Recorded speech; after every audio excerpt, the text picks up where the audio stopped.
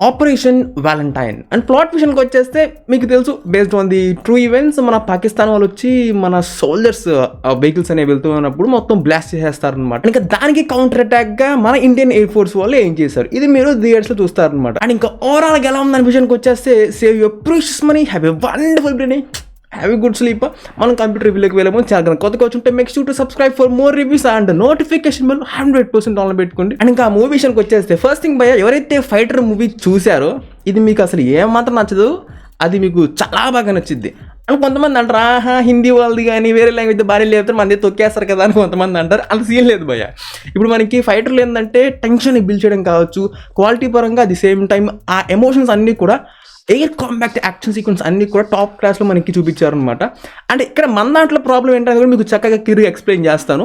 నాకు రెండు మాత్రం బాగా నచ్చింది. ఒకటి, మన వరుణ్ అన్నయ్యకి ఆ రోల్ కానీ లుక్ కానీ చాలా ఫ్రెష్గా చాలా మంచిగా సూట్ అయినట్టు అనిపించింది. అండ్ రెండోది, క్లైమాక్స్లో మనకి రేడార్కి కనిపించకుండా ఆ వెళ్ళి ఒక పోర్షన్ అనేది అటాక్ చేయటం, అవన్నీ కూడా చాలా బాగా చూపించారు. ముఖ్యంగా మనకి టెన్షన్ని బాగా బిల్డ్ చేశారు ఆ పోర్షన్ వరకు, అది బాగుంది. And the rest of the remaining movie అంతా కూడా మనకి బిగినింగ్ మనకి ఆ క్యారెక్టర్ ఇంట్రొడక్షన్స్ కావచ్చు, లేటర్ వెళ్ళి ఆ డ్రామా కావచ్చు, ఎవ్రీథింగ్ చాలా ఫ్లాట్గా చాలా ఫోర్స్గా ఉండిద్ది అనమాట. ఇప్పుడు మనకి ఒక ఆర్గానిక్ న్యాచురల్ ఫ్లోలో వెళ్తున్నట్టు ఎక్కడ అనిపించదు. అండ్ అదనంగా మనకి దీంట్లో దరిద్రం ఏంటంటే నాన్ సింక్లో లవ్ ట్రాక్ నవ్వు చేయటం, ఆ సాంగ్ కావచ్చు. అండ్ ఆల్సో మనకి ఆ ఫ్లాష్ బ్యాక్లో జరిగిన ఆ ఇన్సిడెంట్ అనేది కూడా చిన్నపాటి ఎమోషన్స్ని మంచిగా వర్కౌట్ చేద్దాం ట్రై చేశారు, బట్ అవి ఏం మాత్రం వర్కౌట్ కాలేదనమాట. సో ఎవ్రీథింగ్ అంతా కూడా మనకి చాలా ఫ్లాట్గా బోరింగ్గా వెళ్తూ ఉంటుంది అనమాట.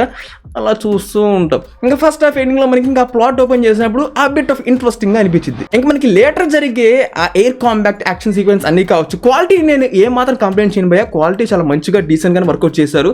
మూవీ మొత్తం మీద మీకు ఎక్కడ ఇబ్బందికరంగా ఉండదు. కానీ మనకి మూవీలో బిగ్గెస్ట్ బ్యాక్ బోన్ అనేది ఆ ఎయిర్ కాంబాక్ట్లో జరిగే యాక్షన్ సీక్వెన్స్ కదా. సో ఆ కొరియోగ్రఫీ అనేది ఎంత టాప్ క్లాస్లో ఉంటే మనకి ఈ డ్రామా వర్కౌట్ కాకపోయినా కానీ, అబ్బా ఏమన్నా కొరియోగ్రఫీ చేస్తారా, మనం కనీసం అదన్నా ఎంజాయ్ చేస్తాం అనమాట. కానీ ఇక్కడ మనకి ఆ ఎయిర్ కాంబాక్ట్ యాక్షన్ సీక్వెన్స్ అంత గొప్పగా ఉండవు. అండ్ ఇక్కడ వెళ్ళి ఆ డ్రామా కూడా క్యారెక్టర్స్ అటాచ్మెంట్ కానీ, ఆ బాండింగ్ కానీ, ఎమోషన్స్ కానీ ఏమీ వర్కౌట్ అవ్వవు అనమాట. ముఖ్యంగా మనకి వీళ్ళు ఆ ఎయిర్ కాంబాక్ట్ యాక్షన్ సీక్వెన్స్ అన్ని కూడా వాళ్ళు ఫైట్ చేసేటప్పుడు, మిసైల్స్ తప్పించుకునేటప్పుడు, ఇవన్నీ కూడా మనకి టెన్షన్ని బిల్డ్ చేస్తూ తీసుకెళ్తే మనం కూడా అది ఫీల్ అవ్వగలం, అది కూడా మనం ఎంజాయ్ చేయగలం, మనకు కొంచెం కనెక్ట్ అయ్యింది అనమాట. ఇక్కడ మనకి అది ఏది కూడా వర్కౌట్ చేయలేకపోయారు అనమాట. అక్కడ మనకి ఎగ్జిక్యూషన్ మొత్తం పట్టాలు తప్పింది, ఇంకెక్కడికో పోయింది. అండ్ అదనంగా ఇంకో ప్రాబ్లం ఏంటంటే, కొన్ని పోర్షన్స్ అనేవి వాళ్ళు అంత పర్ఫెక్ట్గా వాళ్ళు స్క్రీన్ ప్లేలో రాసుకోలేకపోయారు. ఎగ్జాంపుల్ ఒకటి చెప్తాను. ఇప్పుడు మనకి ఫైటర్ మూవీలో బ్లాస్ట్ జరిగింది, ఆ బ్లాస్ట్ ఎవరు చేశారు అనే దానికి మనకి క్లియర్ కట్ ఇన్ఫర్మేషన్ అయితే ఉందన్నమాట. అది మనకి ప్రాపర్గా ఎస్టాబ్లిష్ చేశారు. కానీ ఇక్కడ ఏంటారు నాయనా అంటే, బ్లాస్ట్ ఎవరు చేశారు మనకి ఒక ఐడియా ఉంది, కానీ వాళ్ళకి అది పాకిస్తాన్ వాళ్ళే చేశారు అనే దానికి ఒక ఎవిడెన్స్ ఎక్కడ ఉంది ప్రాపర్గా. మన ఇండియన్ ఎయిర్ ఫోర్స్ గాల్లో మనకి జెట్స్ అనేవి తిరుగుతూ ఉన్నాయి, వాళ్ళవి కూడా తిరుగుతూ ఉన్నాయి, కానీ వాళ్ళు ఎటువంటి మిసైల్ వేయలేదు. అది వీళ్ళు క్లియర్ కట్ ఇన్ఫర్మేషన్ అయితే ఉంది, కానీ వాళ్ళే చేశారంటానికి ఒక పర్ఫెక్ట్ ఎవిడెన్స్ అనేది ఉండాలి కదా. అది మనకి ప్రాపర్గా ఎస్టాబ్లిష్ చేయాలి కదా. ఓకే వాళ్ళే చేశారు కాబట్టి మనకి ఆధారం ఉంది, లెట్స్ చలో మా అటాక్ చేద్దాం. సో ఇక్కడ మనకి అట్లా ఏం లేదు. ఇలాంటి మనకి లూప్ హోల్స్ అనేవి మేజర్ పోర్షన్స్లో చాలా అయితే ఉన్నాయన్నమాట.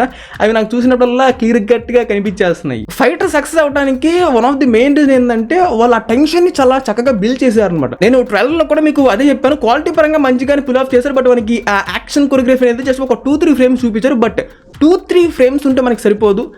వచ్చే ప్రతి ఒక్క యాక్షన్ బ్లాక్ కూడా ఆ ఎయిర్లో జరిగేది అంతా కూడా ప్రతిదీ టాప్ క్లాస్గా ఉంటే మనం చాలా బాగా ఎంజాయ్ చేస్తాం. కనీసం మనకి ఇక్కడ ఒక్క పోర్షన్ కూడా అబ్బా ఏమన్నా కొరియోగ్రఫీ చేశారా టాప్ క్లాస్గా అని చెప్పుకోవడానికి మనకి ఏది ఉండదు. And this one goes for the absolutely half bronze and half silver ఇచ్చింది కూడా క్వాలిటీని మంచిగా డీసెంట్గానే పుల్ ఆఫ్ చేస్తారు, మనకి ఇబ్బందికరంగా లేకుండా. సో అందుకోసం ఇస్తున్నాను. కమింగ్ ది పర్ఫార్మెన్సెస్, ఎందుకో నాకు ఎవరికి కూడా అంత గొప్పగా అనిపించలేదు. సో మన వరుణ్ అనేది కూడా మనకి ఎయిర్ కాంబాక్ట్లో జరిగేటప్పుడు కూడా మొత్తం మనకి మాస్క్ అయితే పెట్టుకుంటారు, హెల్మెట్ మాస్క్ కదా. మనకి ఆ ఐస్ దగ్గర అన్న మనకి ఆ రియాక్షన్స్ కానీ అవన్నీ కనిపిస్తాయి అనుకున్నా, బట్ అక్కడ లేదు. నార్మల్గా కూడా అంత గొప్పగా అనిపించలేదు. Everybody they were just okay.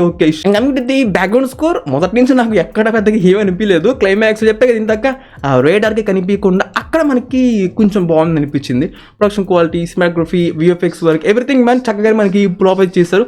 It's good. కొత్తగా ట్రై చేసినందుకు మనకి అప్రిషియేట్ చేయబుద్ది అయింది, బట్ అంతే ప్రాపర్గా కూడా ఎగ్జిక్యూట్ చేస్తుంటే మనకి ఇంకా బాగుండేది అబ్బా. So better luck next time on Kodami. So yeah, and yeah, that's it. Subscribe if you enjoyed, and I'll catch you on the next one.